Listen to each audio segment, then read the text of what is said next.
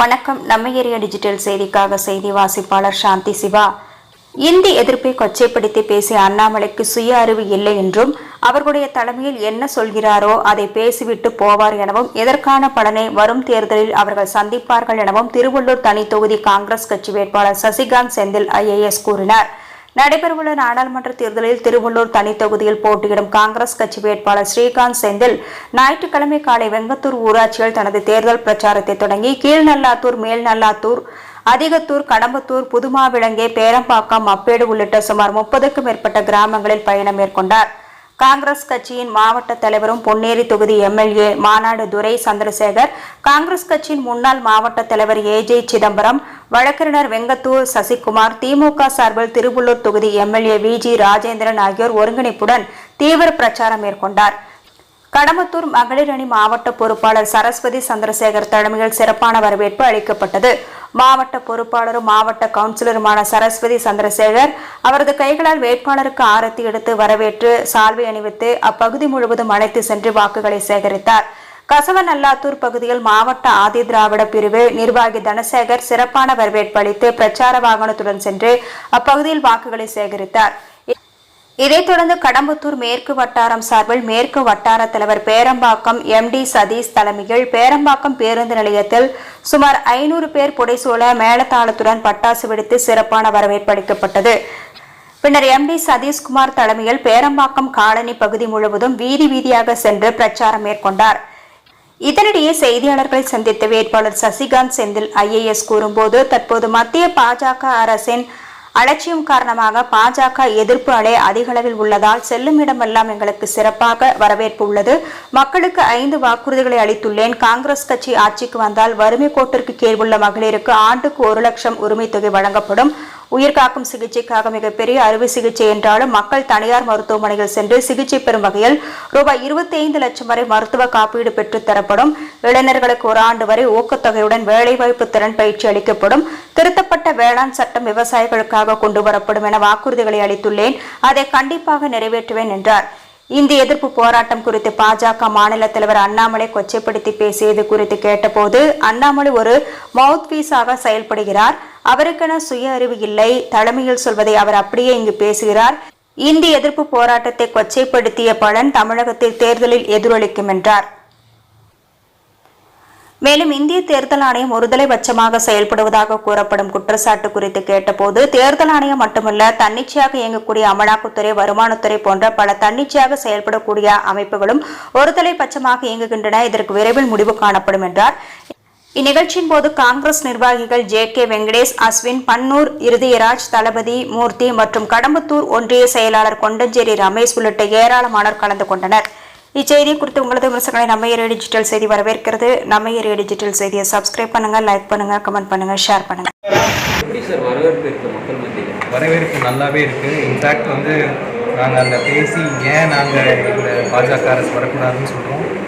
அதை விட இன்னொரு காங்கிரஸ் வந்தால் என்ன செய்யப்படும்ன்ற அந்த 5 வாக்குறுதிகளை நாங்கள் சொல்லும்பொழுது மக்களுக்கு ரொம்ப குறிப்பாக இருக்கிறது. அந்த 5 வாக்குறுதிகள் நாங்கள் காங்கிரஸ் சார்பாக 1 லட்சம் ரூபாய் வரைக்கும் வறுமை கோட்டில் கீழே இருக்கும் பெண்கள் அவர்களுடைய இல்லத்தரசிக்கு கொடுப்பது, 25 லட்சம் வரைக்கும் மெடிக்கல் இன்சூரன்ஸ் கொடுப்பது, 400 ரூபாய் 100 நாள் வேலை திட்டத்தில் சம்பளத்தை ஏற்றுவது, அப்புறம் இளைஞர்களுக்கு ஒரு வருஷம் அப்ரெண்டிஸ்ஷிப் ப்ரோக்ராம் 1 lakh ஸ்டைஃபண்ட் கூட கொடுப்பது, விவசாயிகளுக்கான விவசாய சட்டம் MSP சட்டம் கொண்டு வருவது, இதெல்லாம் சொல்லும்பொழுது ரொம்ப குறிப்பாக அதை வரவேற்கிறாங்க. கண்டிப்பாக நல்ல ரெஸ்பான்ஸ். திருவள்ளூர் வளர்ச்சிக்கு என்ன தொகுதி வளர்ச்சி திருவள்ளூர் தொகுதி வளர்ச்சிக்கு ஒரு காம்ப்ரிஹென்சிவ் பிளான் ரெடி பண்ணணும். அது ஒரு சின்ன விஷயம் கிடையாது. நிறைய பேர் அஃப்கோர்ஸ் மக்களுக்கு வாழ்வியல் சம்மந்தப்பட்ட விஷயங்கள் தான் அவங்க கேட்பாங்க. பட் சபர்பன் அப்படின்ற ஒரு ஏரியா வளரும் பொழுது அதோடைய வளர்ச்சி ஒரு விதமாக வளரும். அதுக்காக நம்ம ஒரு 10 வருஷம் அஹெடாக இருக்கணும். அந்த பிளான் நம்மகிட்ட ரெடியாக இருந்தால் தான் நம்மளால் திருவள்ளூரை ஒரு நல்ல ஒரு டெவலப்மெண்ட் கிரியேட் பண்ண முடியும். இல்லைன்னா பிரச்சனைகள் வர பிரச்சனைகளை சால்வ் பண்ணிகிட்டே இருந்தோம்னா அது ஒர்க் அவுட் ஆக முடியும். ஸோ ஒரு காம்ப்ரிஹென்சிவ் ப்ராஸ்பெக்டிவ் பிளான் பண்ணி அதன் பிரகாரம் திருவள்ளூரின் வளர்ச்சியை நாம் ஒரு மாதிரி கைட் பண்ணணும். ஸ்ரீபெரும்புதூரில் அண்ணாமலை பிரச்சாரம் மேற்கொண்ட போது இந்திய எதிர்ப்பு போராட்டத்தை பற்றி ஒரு கொச்சையாக பேசியிருக்காங்க. இதை பற்றி உங்களுடைய கருத்து என்ன நினைக்கிறீங்க? அதாவது பிஞ்சு போன செருப்பு இந்திய எதிர்ப்பு போராட்டம் அப்படின்னு சொல்கிறார் தமிழ்நாட்டில். அது அவர்களுடைய ஒரு அந்த ஆதிக்க மனப்பான்மையை தான் காட்டுது, வேறு ஒன்றும் இல்லை. அண்ணாமலை வந்து இன்றைக்கி ஒரு மவுத் பீஸாக தான் இருக்கார். அவருக்குன்னு சுயமாக சிந்திக்கிற திறமை இருக்கான்னு எனக்கு தெரியல. அது ஒரு பாசித சக்தி கீழே வேலை செய்கிறவங்களாம் அப்படி தான் இருப்பாங்க. பாஸை மட்டுமே ஹாப்பி பண்ணிகிட்டு இருப்பாங்க டெய்லி. அதனால் அவர் பேசுகிறது அவருக்கே புரியுதான்னு கூட எனக்கு தெரியல. தமிழ்நாட்டில் வந்து இந்திய எதிர்ப்பு போராட்டத்தை இந்த மாதிரி கொச்சைப்படுத்தி பேசினா அது என்ன நிலைமை, மக்கள் அதை எப்படி பார்ப்பாங்கன்றது வர தேர்தலில் தெரியும்.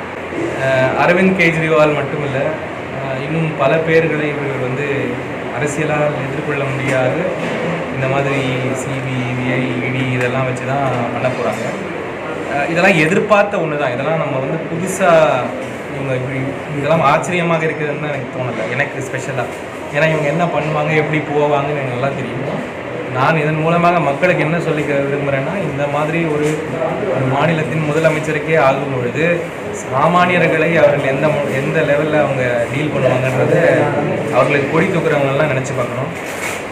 இன்றைக்கி வெளியே எரியிற நெருப்பு உங்கள் வீட்டுக்கு வர்றதுக்கு வந்து ரொம்ப டைம் ஆகாது. அதனால் ஜனநாயகத்தையும் அரசியலமைப்பு சட்டத்தையும் அதை நம்பி அது கூட நீங்கள் வர முயற்சி செய்யணும். அந்த சின்ன ஒதுக்கீடு விவகாரத்தில் எல்லாமே தேர்தல் ஆணையம் ஒருதாரி பட்சமாக நடக்குது, தேர்தல் நேர்மையாக நடக்குமான்னு கேள்வி. ஒரு தலைப்பட்சமாக நடக்குது அப்படின்றது வந்து இன்னைக்கு தேர்தல் ஆணையம் மட்டும் இல்லை, இன்னைக்கு இந்தியாவில் இருக்கும் சுதந்திரமாக இயங்கும் எல்லா அமைப்புகளுக்கும் இதான் நிலைமை.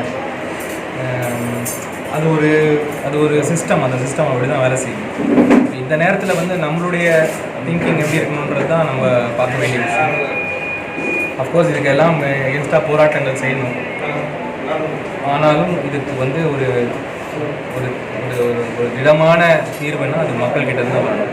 ஸோ நாங்கள் மக்கள்கிட்ட தான் இப்போ